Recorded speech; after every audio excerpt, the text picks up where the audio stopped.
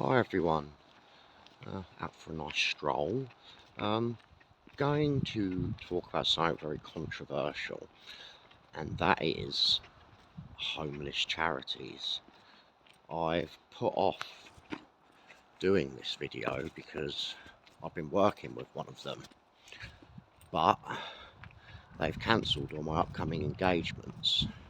Their reasoning is they're concerned for my mental health, and they've alluded to that I might be on a bit of a self-destructive path. By having a job, by wanting to better myself. I think it's more because I don't really fit their narrative. The fact that, I've gone out and worked and tried my hardest to better myself, and in the eyes of the council, you can't do that and be homeless or be in temporary accommodation. And I just think it's going to be quite a lot for them to try and explain. Anyway, off topic. So you'll see that I put up a post about what a council pays per week for a room in temporary accommodation. Now this is the same in all areas. I'm going to quickly give you a rundown of how it works. So your local authority, they will subcontract another company or charity, I use the term very loosely, to deal with their homelessness situation. So they're like a rough sleeper initiative. So what they'll do is they'll find the rough sleepers and they'll put them into this temporary accommodation, which they say is supported living. It isn't. Not by any stretch of the imagination is it supported living.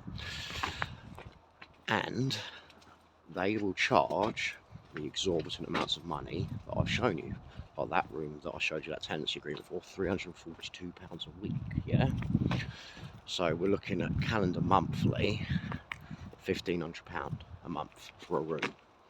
So the local housing allowance, if you were claiming housing benefit as a regular person, would probably be about £500 a month. That'd be the most you could get in housing benefit towards your rent. But these housing charities can charge 3 times that and get it. Now here's where the problem is, and this is the problem that I've had. So you get put into one of these places, you have to be on benefits because you need housing benefit to pay for it. You get a job, you're not eligible for housing benefit, so you're now liable for those costs. Okay, so say for example you could afford that, you're then put in a situation that I was, where it's impossible for you to actually pay it. At the end of the day, the landlords want their money coming from the council because it's just guaranteed to be there, no headache, it's just there.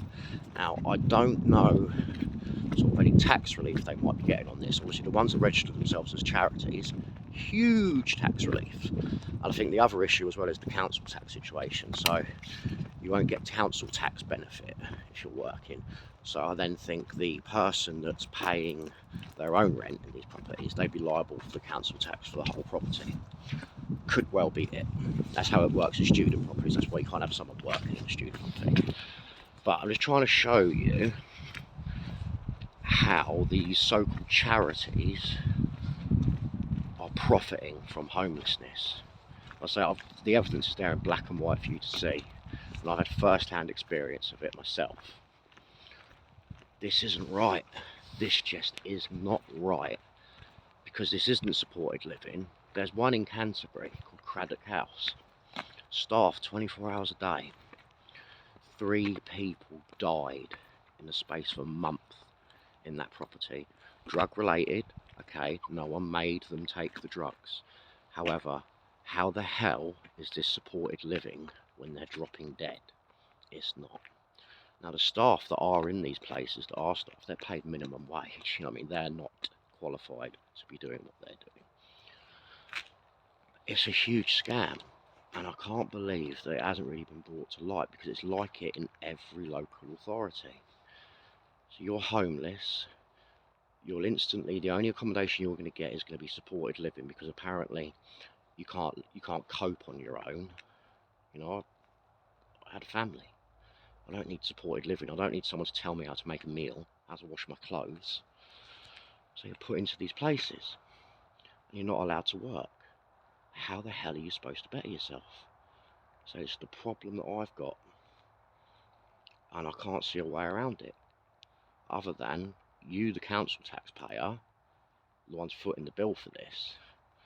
So you need to be asking the questions why these so-called charities are getting away with charging this much money, and why the hell is your local authority paying it? Because someone's making serious amounts of money from this, out of people suffering at the end of the day. They're profiting from that. It's just sick. And these properties, they are not nice properties, okay? Let's just get this clear, okay? They are grim. £1,500 a calendar month for essentially a squat. And like, as Paul said in that video, you all get put in there. You got people that are on drugs, all of that, yeah? How are people that want to try and get clean going to get clean? They're not. It's a recipe for disaster. And then it gets even worse. You get county line dealers infiltrating these places. Now, I got put into one in Canterbury when I was first on the streets, and it was nearly £1,000 a calendar month for this room.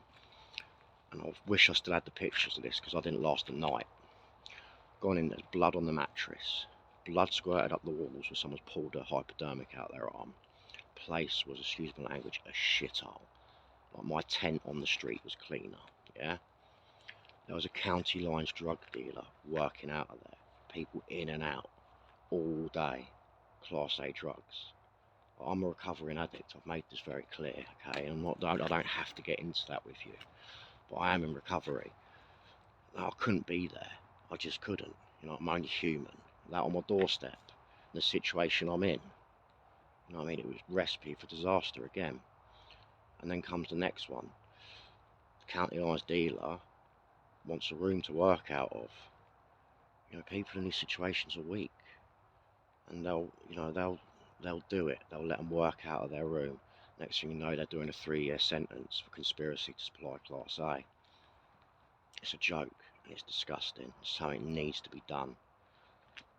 Like I say, the evidence is there in black and white. I'm not making this up. So please, if anyone's got any ideas, I'm all ears. I really am. Right, big love, guys. We'll speak soon.